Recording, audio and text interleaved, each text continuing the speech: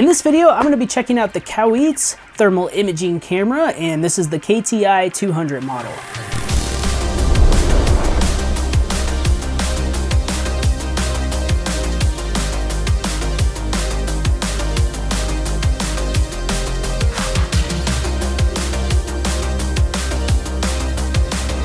Full disclosure, KAIWEETS did send me this thermal imager for review. However, I will keep it real with you guys if I have any issues. So this will be my first standalone thermal imager, and the ones that plug into your phone, like this FLIR One Pro, are pretty handy and convenient. However, they have like one issue.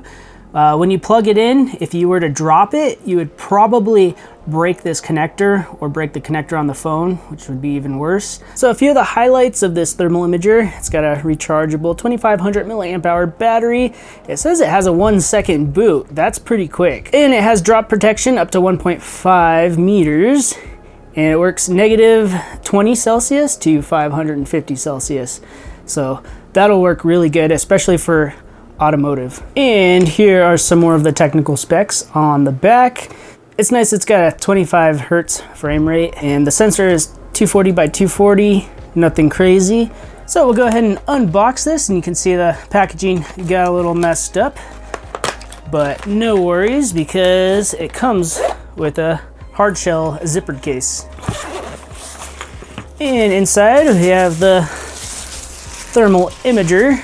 And take the screen protector off, and it comes with a USB-C to USB-A charger, and then we got the user manual. So it's got a screen with some buttons, a trigger on the front, and apparently this has a little laser in it as well.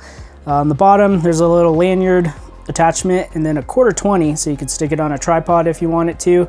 And also there's a cover which holds the charge port. Plug it in to USB, and it's got a little indicator light that will change when it's finished charging. To start out, we'll just be taking a look at my studio over there, and to power it on, you just hold down the power button, and we'll see about that 1-second boot time. So it's a little longer than 1 second, that's for sure. There we go. It's not too terribly long. So it's a pretty decent image. It's got all the information right there on the screen. I already have it set to Fahrenheit. So it's got the center temperature, it's 80 degrees at the wall, and then the high is 110, and that's picking up my lava lamp right there. And then the coolest temperature is that can right over there, which is 67 degrees. So the arrow buttons just go through the different colors.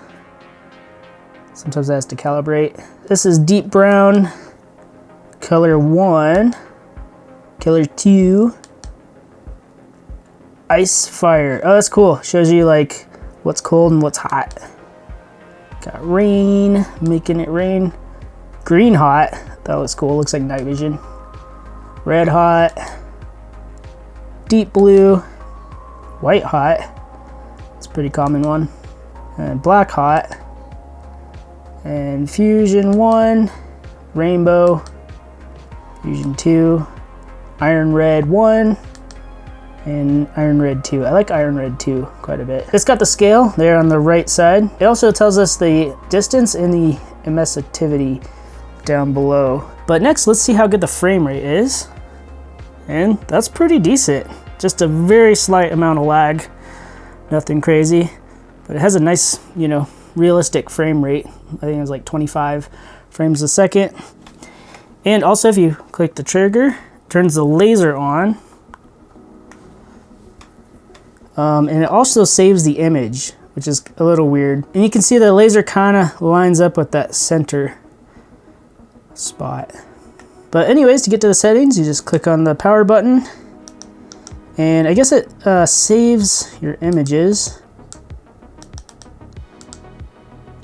Got a few saved in here. Saves like the date and everything. It only seems to take pictures. I don't think you can take video with this. But if I needed to take a video, I would just use one that works with my phone. This is just nice if you want to grab it real quick for some automotive stuff. But anyways, next we have emissivity. We click on that. And it's cool, it has a bunch of different presets. You can also do the custom, like human skin, PCB, concrete, ceramic, rubber, paint, wood, asphalt, brick. This is just gonna make it the most accurate. And then the distance, you can set the distance manually. I just have it maxes out at 3 meters. And then the color, pseudo color, that's basically what we went through. You can just select it in here if you want. Display settings, max temperature, min temperature, center temperature, and the parameters at the bottom. It's cool, you can just turn those on or off. And it's got an alarm you can enable. When you enable it, you can set everything you want. Pretty neat. And level, and you can do the lower level or the higher level. I just have it on auto switch. And then more settings. Let's see what's in here. Unit, Fahrenheit. Let's see. Kelvin, Celsius. I'll leave it at Fahrenheit. Language, I'll leave that alone. Date and time, you can set that. Pretty nice if you want to know when certain photos were taken. And it's cool, you can turn the laser on or off. So I'll probably just leave it off because I probably won't use that very much. And then you can have auto power off, that's nice. Just do 10 minutes, so in case I forget to turn it off. About device, tells you version stuff. Format, storage. You can just format it. And I don't see a memory card on this thing, so it's probably built in and you just use the USB-C, but we can try that on a computer later. But anyways, it's pretty simple. It's really nice to be able to just grab this. You can drop it, not have to worry about breaking a connector. It looks like it's doing pretty good. To start out, let's just take a look at some things around the house. And if we go over here to my desk, you can see a really hot item. And the laser pointer is pretty accurate with that center mark. Not exactly perfect, but gives you an idea of what you're looking at, which is pretty cool. But that's just a flashlight that I had on turbo mode, 8,000 lumens, so it's pretty toasty. And then a cold drink right there. And then my computer, you can see the exhaust, it's pretty toasty. And then we got the lava lamp. There's quite a bit of reflection on it, so it's probably not the exact temperature, but you can see it is pretty toasty at 133. Check out this cool trick. You can actually see your footsteps, which is pretty neat. And another neat thing is you can actually see where the air ducts are behind the walls. And you can see where it just goes up and then through the ceiling. And then you can see it over here as well. And there's one over here. And it'd be really hard to find these if you didn't have a thermal imager. You'd have to really look around in the basement, but you can see it goes back behind there. See, and right here you can actually see the studs in the wall, all the joists. Yeah, I see them. Yep. You can see one right there and through that outlet. Yeah, you can see a stud right about there where you put it. There's one right there. That's pretty cool. You can see all the studs in the wall. Okay, next let's do something a little more automotive related. And so I got my 99 4Runner here.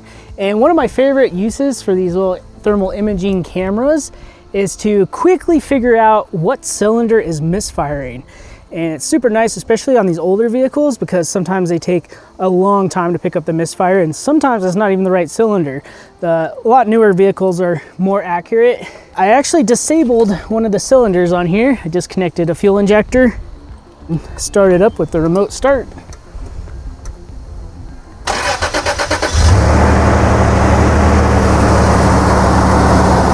And you can see that this cylinder right there is not firing. Let's take a look at the other side.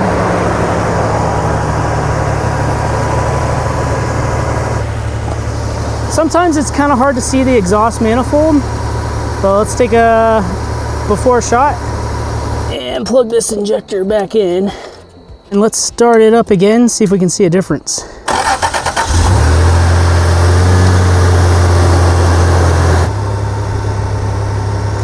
Now you can see the exhaust manifold for that cylinder get just as hot as the other ones. Sometimes it's a little tricky if there's a exhaust shield in the way. Let's change the color a little bit, something different. See how the chickens are doing. Hello, chickens. It's cool, you can see where all their heat comes out on their feet and on their face. Nope, doesn't look like we have any eggs recently. All right, now that we've tested it out and took some photos, let's go ahead and see if we can load those photos onto the computer. And again, there's no SD card, so it's kind of just internal memory, and nothing's popping up. But let's try to power it on while it's plugged in. Oh, and I think that did the trick. And it just shows up as USB drive, and it's got all the photos in here, it looks like. Let's see if we can actually view them. Not super high resolution or anything, but they're there. And I'll just post them up on the video, kind of the ones we took, and just so you guys can see what they look like. So what did you guys think of this standalone KAIWEETS thermal imager? I thought it was pretty cool. It definitely has its pros and cons versus the one that you would plug into your phone. For starters, I think this would be a little bit more durable. I'd rather drop this than, you know, drop my phone with something plugged into the USB-C port. And I also thought the laser was actually a little bit useful, but this is just nice to like pick up. You don't have to, you know, get your phone or open an app or plug anything in. But the pros for the ones that plug into your phone are definitely, they're a lot more portable. This is one of them right here. You know, you can stick it on your keychain basically, whereas this is a lot more bulky. Also, the ones that plug into your phone, image looks quite a bit better. They have a lot of stuff going on in the background that uses the processing for your phone. And then you can also take video and stuff and have it directly on your phone, where this you have to plug into your computer. Pros and cons to both. I think both thermal imagers have their place. This would be great for automotive, just like toss around and grab real quick. But anyways, I will leave a link to this one in the description down below. Thanks for watching, and I will catch you next time. Peace out.